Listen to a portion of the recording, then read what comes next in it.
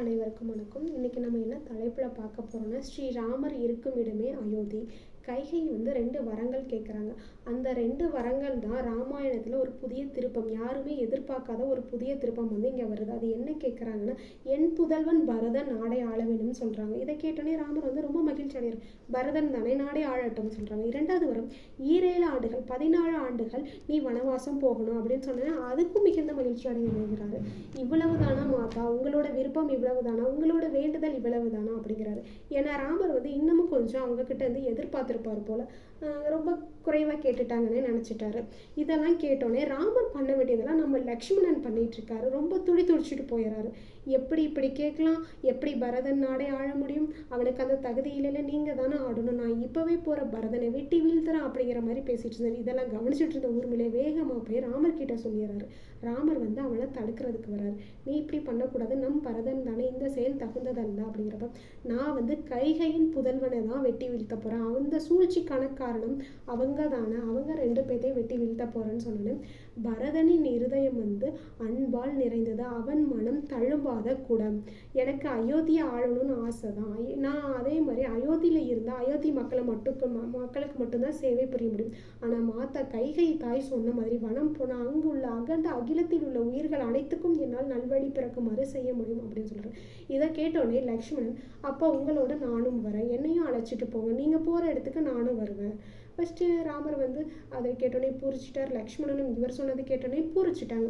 இதெல்லாம் முடிச்சுட்டு ராமர் சீதா கிட்ட போகிறார். சீதாவே உங்ககிட்ட கேட்காம நான் ஒரு முடிவை எடுத்துட்டேன் அப்படிங்கிறப்போ, சரி என்னன்னு சொல்லுங்கள், பரதன் நாடே ஆள வேணும்னு சொல்கிறாங்க அப்படின்னு சொல்லி சீதாவுக்கு ரொம்ப மகிழ்ச்சி ஆயிடுச்சு. நான் கூட நீங்கள் ஆட்சி செய்யும் போது என் கூட நேரம் செலவழிக்க முடியாதுன்னு எண்ணினேன், இப்போ என் கூட அதிக நேரம் இருக்க முடியும். இது முடித்தோடனே 7 ஆண்டுகள் என்னை வனவாசம் போக சொல்லிட்டாங்கன்னு சொன்னேன்னா, அப்போவும் அவன் மகிழ்ச்சி ஆகிட்டார். வனவாசம் போனால் இயற்கையோடு சேர்ந்து விளையாடலாம், அருவியில் குளிக்கலாம், அங்கே இயற்கை அழகை ரசிக்கலாம் அப்படின்னு. அப்போ ராமர் சொல்கிறாரு, இது என்ன மட்டும் நான் தனியாக தான் போகணும் அப்படின்னு சொல்லப்போ, பத்தினியான இன்னவள் இன்னவர் கூட கணவன் கூட இருக்கிறது தான் சுகம், நீங்கள் இல்லாமல் இருக்க இந்த இடத்துல எனக்கு சுகம் தராது, மகிழ்ச்சி அளிக்காது. தம்மவளான இந்த சீதை தம்மவரான உங்களோடு வருவது தான் எனக்கு மகிழ்ச்சியை அளிக்கும். என்னையும் நீங்கள் கூட்டிகிட்டு போகணும், நீங்கள் புத்திர தர்மம் ஆற்றுவது எனக்கு மிகுந்த மகிழ்ச்சி தான். அதுபோல் நானும் பத்தினி தர்மம் ஆற்றுவேன், என்னை நீங்கள் தடுக்கக்கூடாது, என்னையும் அழைச்சிட்டு போங்க. நீங்கள் இல்லாத இந்த பவனம் எனக்கு வனமாக தெரியும், உங்களோட இருக்கும்போது அந்த வனம் எனக்கு பவனத்தை விட மிகுந்த மகிழ்ச்சியை தரும். விவாகத்த போது நம்ம என்ன முடிவு கொண்டோம், இருவரும் இருவரின் சம துக்கங்களில் பங்கு கொள்வேன் என்று, உங்களோட சம துக்கங்களில் நான் பங்கு கொள்ளணும்னு நினைக்கிறேன், என்ன நீங்கள் தடுக்கக்கூடாதுன்னு சொல்லி முடிச்சுட்டு லக்ஷ்மணன் ஊர்மிளை கிட்ட போகிறாங்க. லக்ஷ்மணன் போகிறது நம்ம யாருக்குமே தெரியாது. அந்த செய்தி ஊர்மிளை கிட்ட அவர் சொல்லணும். நம்ம அண்ணலும் நோக்கினான் அவளும் நோக்கினான், அதில் ராமர் சீதையோட காதல் காவியத்தை அழகாக அவர் சொல்லியிருப்பார். நம்மளும் அதை படித்து ரசித்து தெரிஞ்சிருப்போம். அதுதான் ரொம்ப அழகாக இருந்துச்சுன்னு நினச்சோம். ஆனால் இங்கே பார்க்கும்போது இவங்க ஊர்மிளை லக்ஷ்மணனோட காதல் காவியம் பார்த்தீங்கன்னா அதை விட அழகாக இருந்துச்சு. எப்படி சொல்கிறாங்கன்னா, லக்ஷ்மணன் சொல்ல தயங்கிக்கிட்டு இருந்தார் ஊர்மிளை கிட்ட, எப்படி சொல்கிறதுங்கிறப்போ.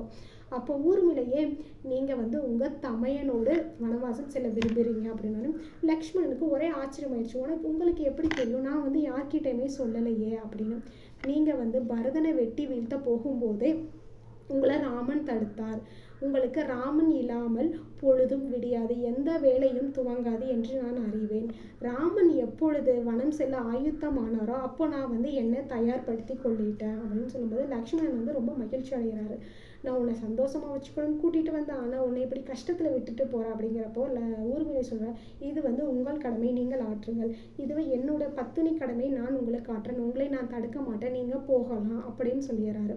இதெல்லாம் முடிச்சுட்டு அவங்க வெளியே வரும்போது போயிட்டு வரேன்னு சொல்லிட்டு வரும்போது சுபத்திரை எல்லாரும் வழி அனுப்புகிறாங்க. ரொம்ப தூரம் போகிறவங்களை வழி அனுப்பக்கூடாதுன்னு பெரியவங்க சொல்லியிருக்காங்க, அதனால் பாதியிலே நின்னுறாங்க. அப்போ சுபத்திரை நம்ம யார்கிட்ட லக்ஷ்மண்கிட்ட சொல்கிறாங்க, உனக்கு ராமர் சீதா தாய் தந்தை, நீ அவங்களுக்கு தம்பியாக போகக்கூடாது, தொண்டனாக செல், அவங்களுக்கு நீ வேண்டியதை செல்லணும், அவங்கள பாதுகாக்கணும், சேவை செய்யணும், இதுதான் உன்னுடைய கடமை.